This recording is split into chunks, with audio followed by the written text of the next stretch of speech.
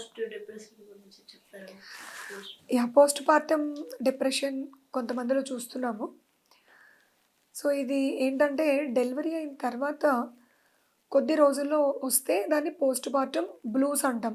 అంటే డెలివరీ అయిన మొదటి వారంలో కొంతమందికి వాళ్ళకి ఎంజాయ్మెంట్ అనిపించకపోవడం. యూజువల్లీ బేబీ డెలివరీ అయ్యాక బేబీని చూస్తే ఒక రకమైన ఆనందం కలుగుతుంది ఏ తల్లికైనా. కానీ వీళ్ళకి అటువంటి ఆనందకరమైన ఫీలింగ్స్ లేకపోగా సడన్గా ఏడుపు రావడం, లేదంటే వాళ్ళకి డిప్రెస్డ్గా అనిపించడం, మాటి మాటికి రీజన్ లేకుండా ఏడుస్తుండడం.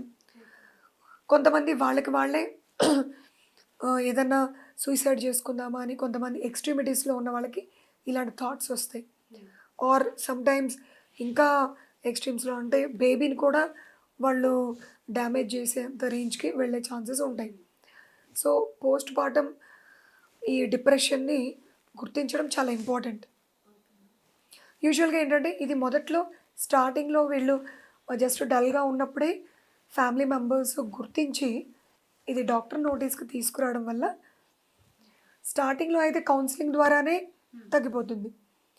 లేదు కొంచెం అడ్వాన్స్ అయిన వాళ్ళకైతే మాత్రం వీళ్ళకి మెడిసిన్స్ ఇవ్వడం ద్వారా ఆ డిప్రెషన్ని తగ్గించడం జరుగుతుంది.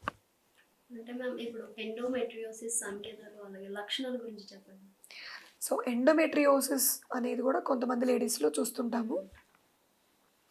ఇది ఉంటే వాళ్ళకి పీరియడ్స్ టైంలో విపరీతమైన పెయిన్ రావడం లోవర్ అబ్డామిన్లో, అండ్ మోషన్ పాస్ చేసినప్పుడు కూడా పెయిన్ రావడం, ఆర్ కొంతమందికి యూరిన్లో బ్లడ్ కనిపించడం. ఇవన్నీ కూడా పీరియడ్ టైంలోనే ఎక్కువ ఈ సిమ్టమ్స్ కనిపిస్తూ ఉంటాయి. అండ్ కొంతమంది మ్యారేజ్ అయిన ఉమెన్లో అయితే సెక్షువల్ కాంటాక్ట్ అయినప్పుడు కూడా విపరీతమైన పెయిన్ వస్తుంది. సో ఈ సిమ్టమ్స్ కనుక గుర్తిస్తే ఇమ్మీడియట్గా డాక్టర్ దగ్గరికి వచ్చి తగిన స్కానింగ్స్ అవి చేయించుకొని ఇది కనుక డయాగ్నోజ్ అయితే దీనికి ట్రీట్మెంట్ కూడా తీసుకోవాలి. ఇప్పుడు ప్యూబిక్ హెయిర్ గురించి షేవర్స్ కానీ లేజర్స్ కానీ యూజ్ చేస్తున్నారు, అది కరెక్టేనా?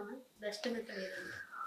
యాక్చువల్గా ఏంటంటే ప్యూబిక్ హెయిర్ అనేది రెగ్యులర్గా రిమూవ్ చేయడానికి కొంతమంది క్రీమ్స్ వంటివి యూజ్ చేస్తున్నారు. కానీ దానికి ఎలర్జిక్ ఉంటే మాత్రం యూజ్ చేయొద్దు. కొంతమంది ర్యాషెస్ లాంటివి వస్తాయి.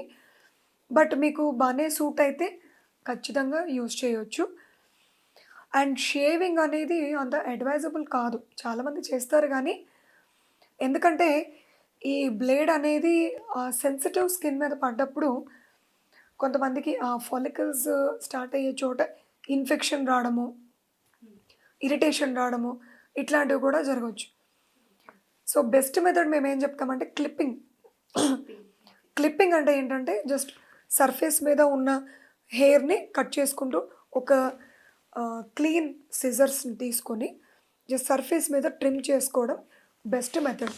ఎందుకంటే ఇన్ఫెక్షన్లు రావు, లేదు కెమికల్స్ ఉన్న క్రీమ్లు అవి యూజ్ చేయక్కర్లేదు. So this is the best thing. For more videos like this, subscribe Big TV channel.